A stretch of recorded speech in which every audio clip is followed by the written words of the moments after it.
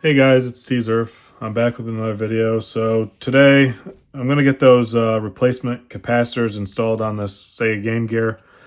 And then we're going to test this and see if we can finally get this to fire up and show some sign of life.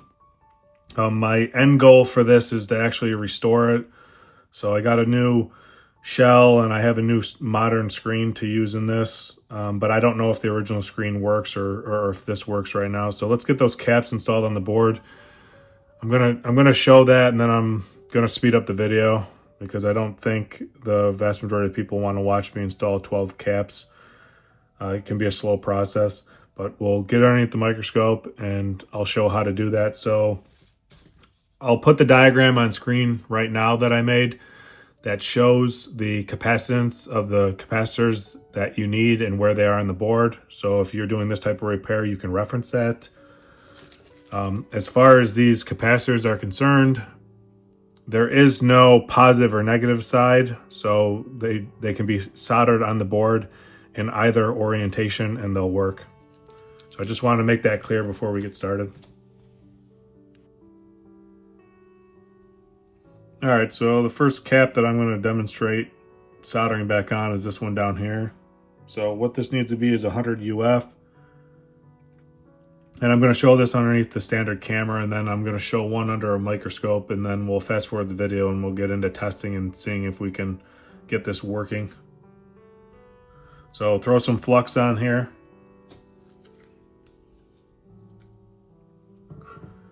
And I'm actually going to add a little bit of solder because there's not much on these pads. Plus the old solder's old and it's hard to get some of that flowing, which makes this more difficult. So there we go, we got some fresh solder added. Now I have these ceramic tweezers that I really like because you can't accidentally solder the component to the tweezers and then you go to pull it away and it rips it off the board. And I'm going to use that to place this. And I mean, these are really small, so we're just going to come in and I'm going to get the one side soldered in place.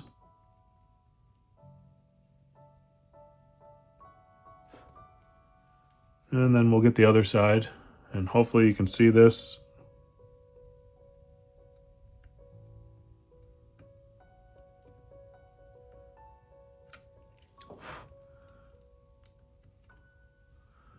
And then we'll release that, and let's go to the microscope now and see if this was done correctly. And if it wasn't, we'll correct it, because I think a lot of these are so small that it's sometimes very difficult to tell if they're soldered in place, and it's just easier to use the microscope.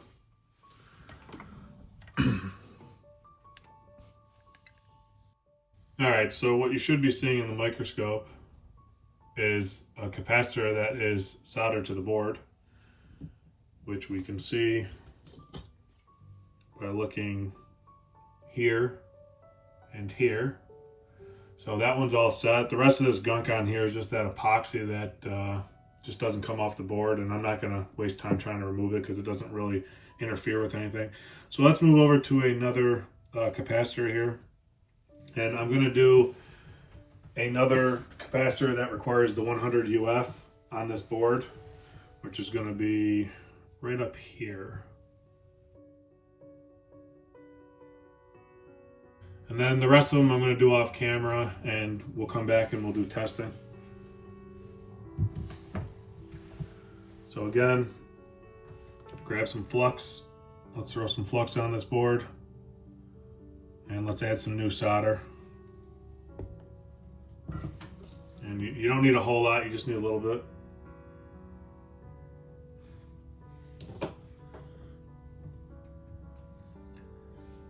Oh boy, this is difficult for me to do. I'm right-handed and I'm on the wrong side. I should have flipped this around.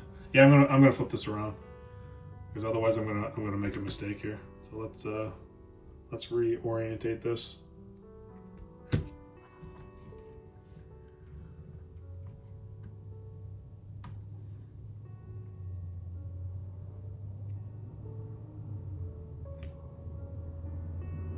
All right, there we go.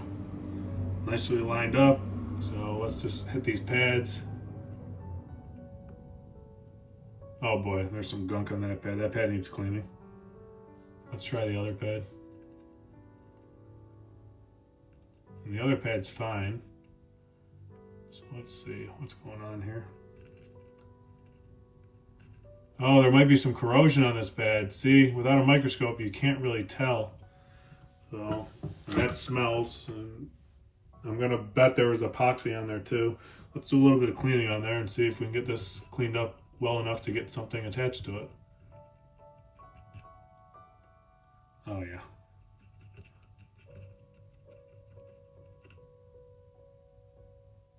Well, we got some solder on there, so we should be okay.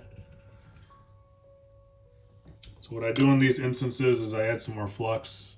Flux helps solder flow. It also cleans corrosion and other gunk.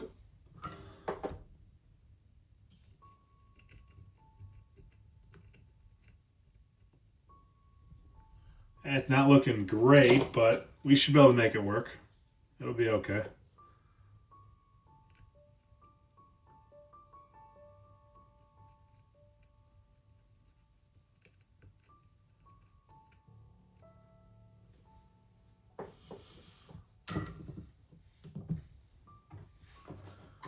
All right, we're gonna clean this up again. See if we can get any more of this gunk removed.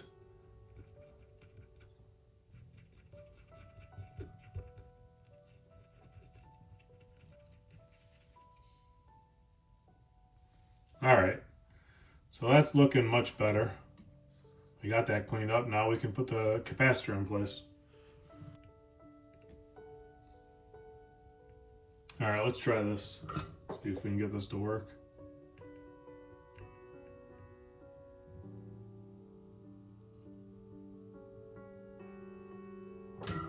Oh, you know what? It would help if I put some flux on there.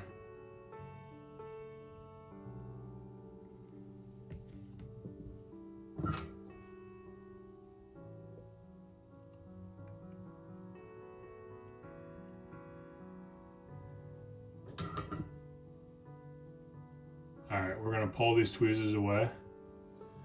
Now, some of these pads are further apart than I would like, but there's nothing we can do about that. The capacitors are the size of the capacitors are, so we're just going to get solder close enough to bridge this, and you might have to add some of this if you're doing this same type of repair.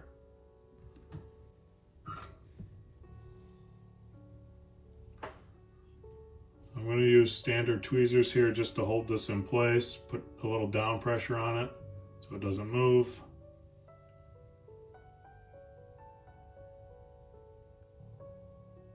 And we don't have nearly enough solder on that side. So let's add some solder to our soldering iron and get it on there.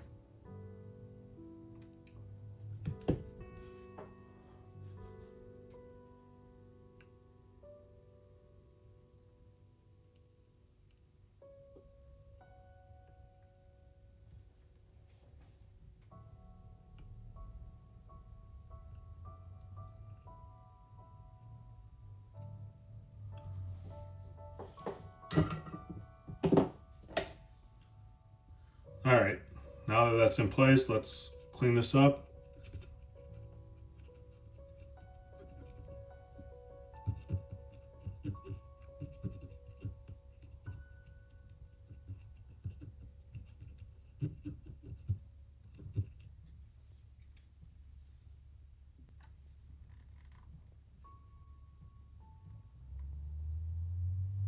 All right, so that's how you solder it. That's showing you in the microscope. I'm gonna get the rest of these soldered off camera and then we'll come back and we'll test this.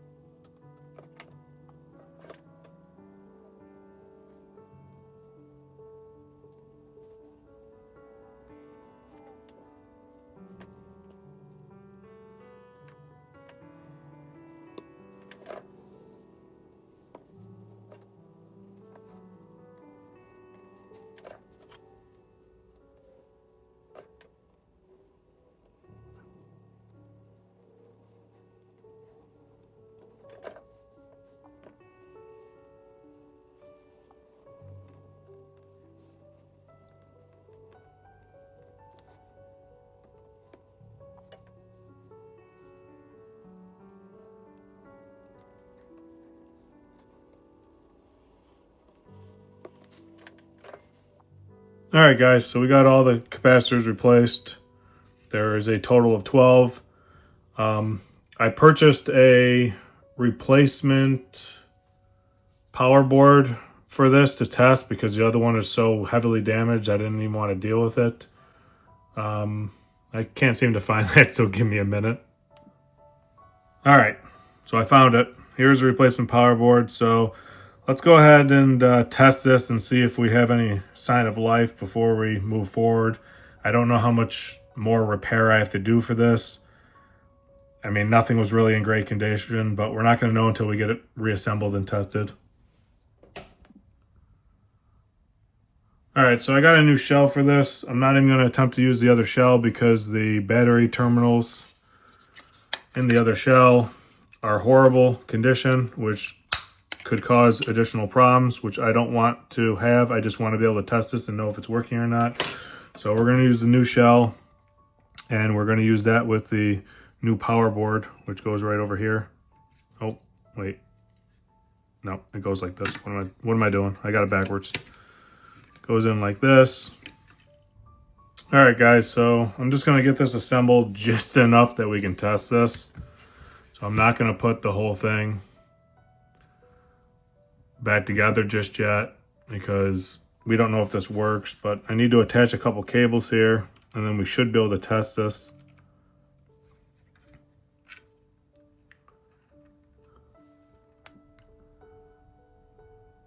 All right, I had to get the cables connected off camera. Sorry about that. They were a real pain. So let's just get this closed enough that we can test this. Just want to throw some batteries in here and see if this will actually power on. I'm not sure what's in the way here.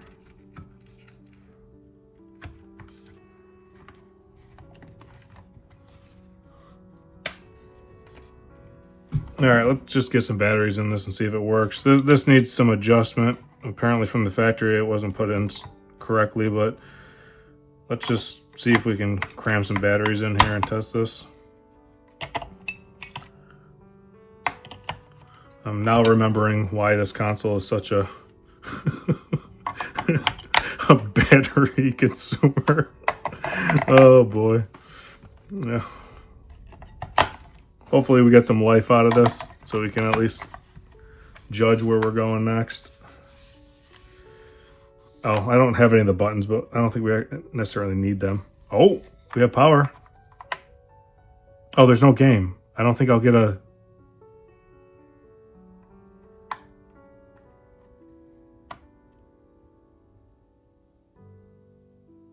You know what? That's okay. That's completely okay. We got power. I don't know if you guys can see that. Give me a second. Let me grab a game. I should have installed these buttons. I don't know why I didn't, but I don't think we have to. I think we just pop a game in, and if we hear some sound, I think we're good to go. All right. So I got Sonic the Hedgehog 2. I think this is a really good game. Let's try this.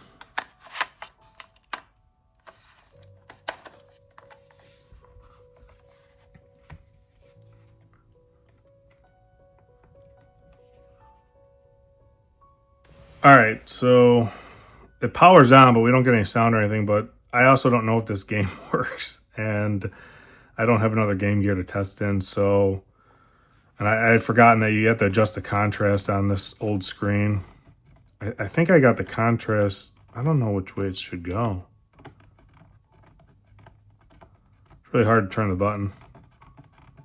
Oh, okay. That's adjusting. All right, let's leave it right here. And... let's take the game and put it in and out a couple times. All right, I might just throw some screws in this because, well, let's just see. Forgotten how big these game carts are. And out, and out, and out. Oh, I might have left this on. No, it's not on.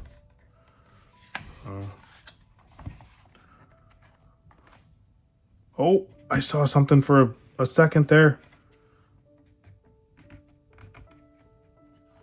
Oh, Sega? Is that Sega? There's no sound though. That's a weird thing. Oh, I see something. Can you guys see that? I hope you guys get it. So this is working. I'm very excited about this. Can we get this contrast? Oh! Wow, these screens are... Actually, the screen doesn't look that bad for being an old screen. Okay, that's exciting. I don't hear any sound, though, which is... I can't really get to the sound. This shell I purchased is, I believe, is a Retro 6 shell, and... I'm noticing that there's definitely some... No, it's all the way up.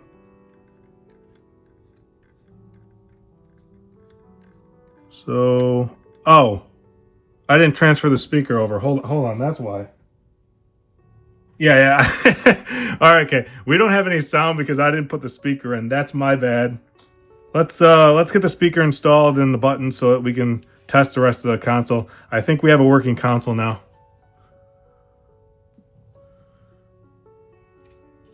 All right, let's get everything installed here so we can fully test this console.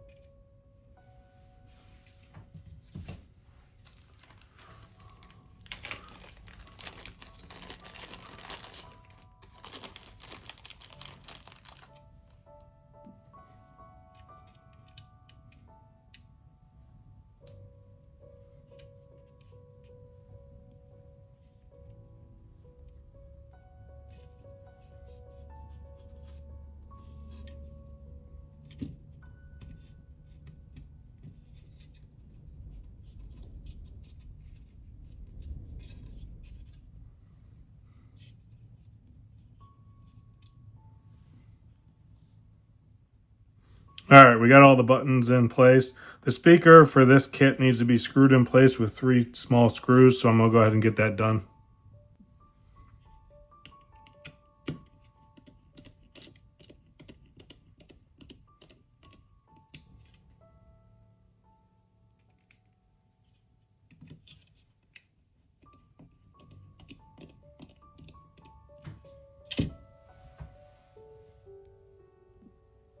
All right, now that's done, let's get the board put back in.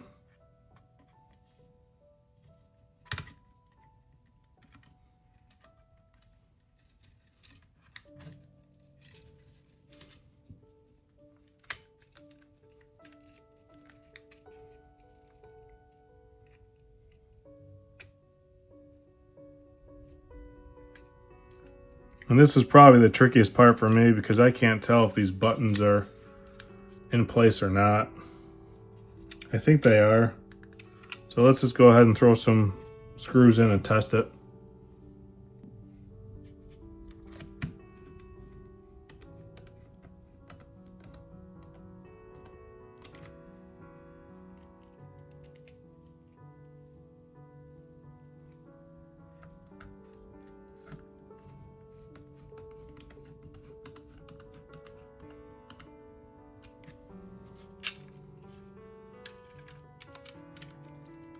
And those appear to be well placed. So I'm gonna go ahead and there's 1, 2, 3, 4, 5.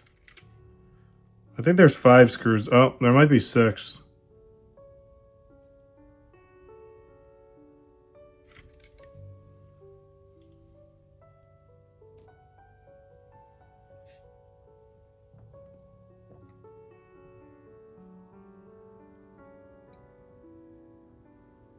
Yep, there's a total of 6 screws, I believe. Actually, what I'm going to do is recheck my original video so that I don't mess this up. All right, so I checked my original video. There are 6 screws that have to go in this. My one complaint about this replacement shell I have, you have to use the screws that came with it, and they're full aluminum, so they're not magnetic, and they fall off the screwdriver, which makes it a real pain in the butt to install these. I would have preferred steel screws.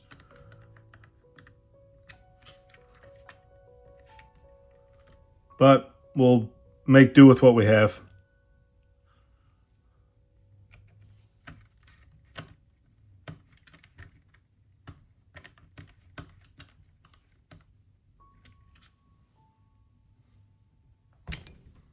Whoops.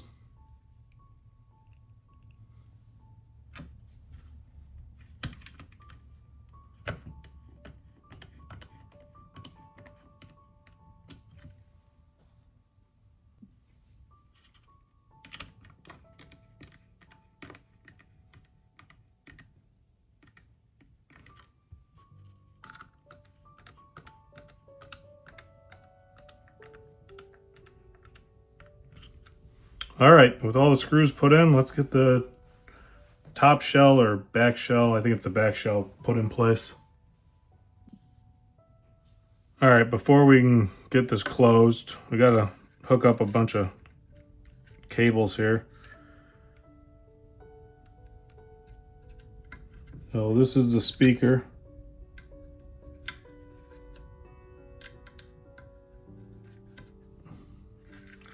And I gotta route that around these posts so that we don't damage that when we go to close this.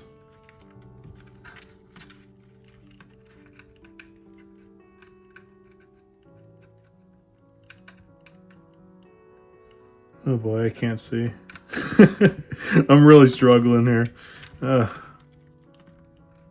on. There we go.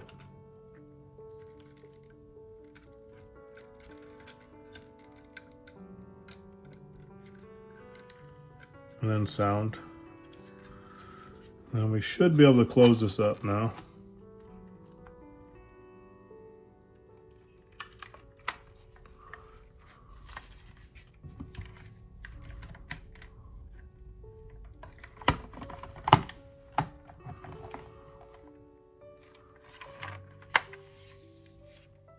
And yeah, it appears like we can.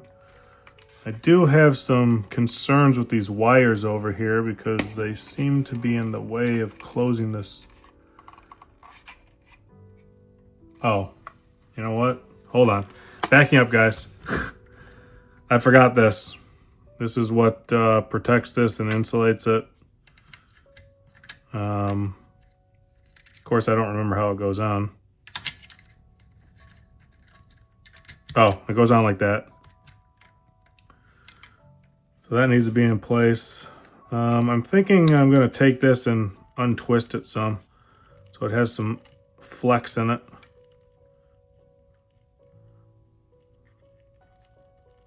Of course, that's proving to be more difficult than I expected.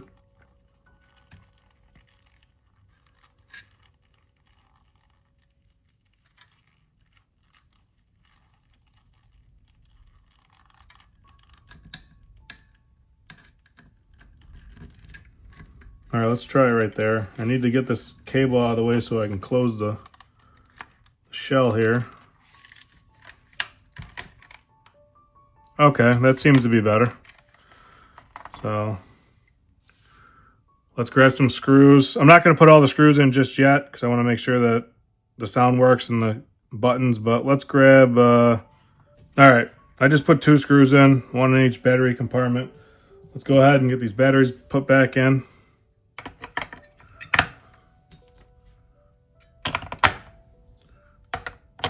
And see if the buttons work and if the sound works.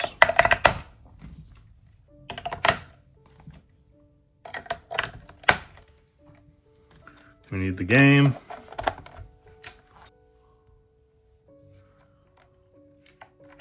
Whoa.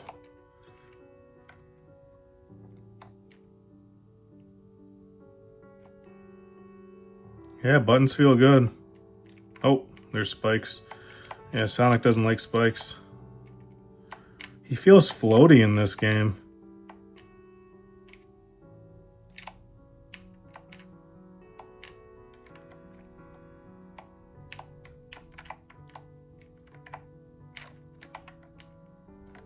Whoa.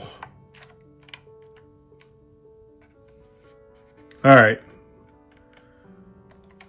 Game's obviously playing well. Controls work.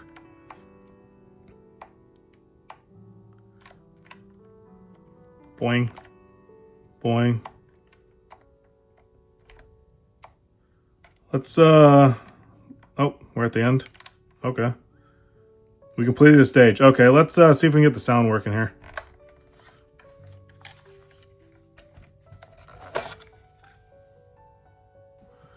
right, guys, what I think I did was accidentally plug this in backwards, so I think it goes like this. So let's try this again.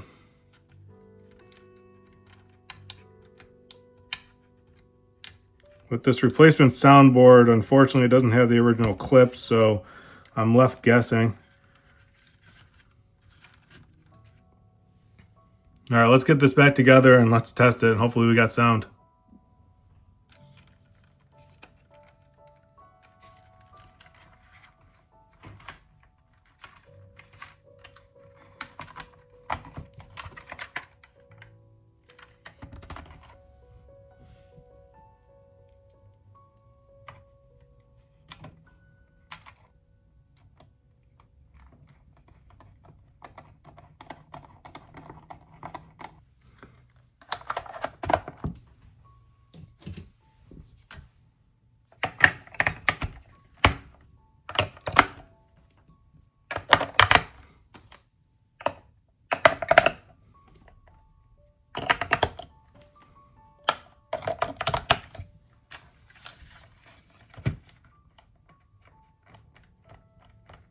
Unfortunately, there is no sound.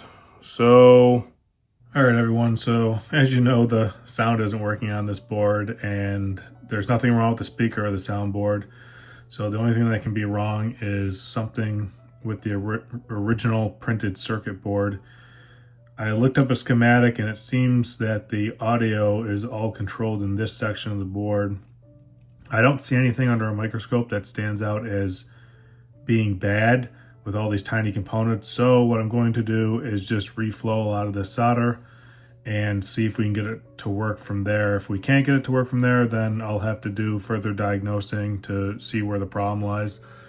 But the good news is there doesn't seem to be any significant damage over here. So maybe I just need to reflow the solder and those components will start working. It could just be a bad connection. So let's go ahead and do that real fast and see if we can get some results. All right, what I'm going to start reflowing is just all these big connections on the front side of the board. I don't know if these components specifically have to do with the audio output on the board, but I do know that these 4 pins here are what connect this board to the audio board. So let's just reflow the solder and make sure that we have a good connection there. And if we do, we'll move on from there and do some other inspecting and some other stuff. So what I did was I just added some flux here. I'm not going to add any solder. I'm just going to reflow this.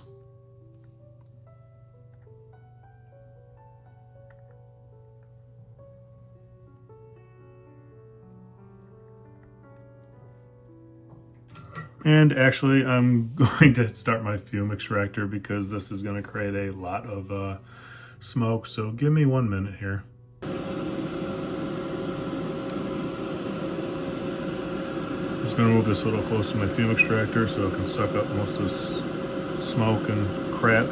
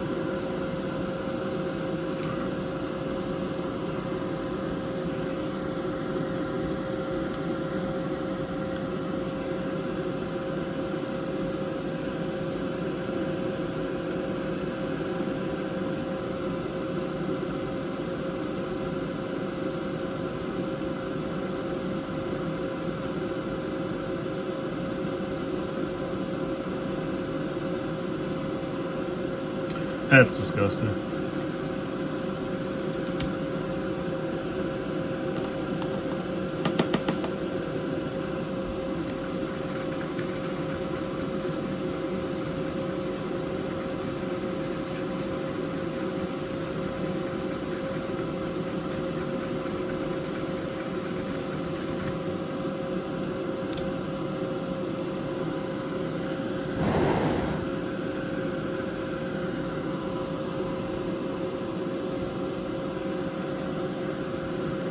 Alright, I'm going to get this back together and let's test this from there. And if that doesn't fix it, then we'll look at something.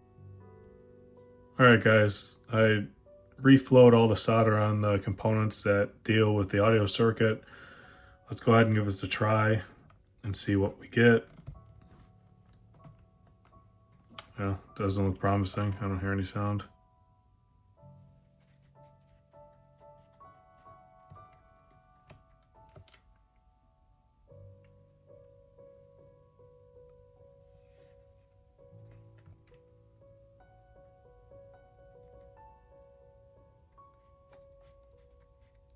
Nope, I don't hear any sound. Let me try a set of headphones just to be certain. If this doesn't fix it, I don't know what the problem is. I don't have a lot of information on the audio circuit and I can't really find anything online. So if somebody out there has some information and feels like leaving a comment, I can revisit this to hopefully repair the audio. And then this would be a fully working console. But let me grab those headphones and see if I get any audio with that. All right, so unfortunately, even with headphones plugged in, there is no audio. So the only thing I can conclude is that one of those components in the audio circuit is bad. I don't know which one is. I don't have enough knowledge to diagnose this further, but I'll take a look at it going forward and see if I can figure something else. I would like to get this console fully working since we're so close. All we're missing is audio. The original screen works. The console is functioning. We can play games on it. It'd be nice to have.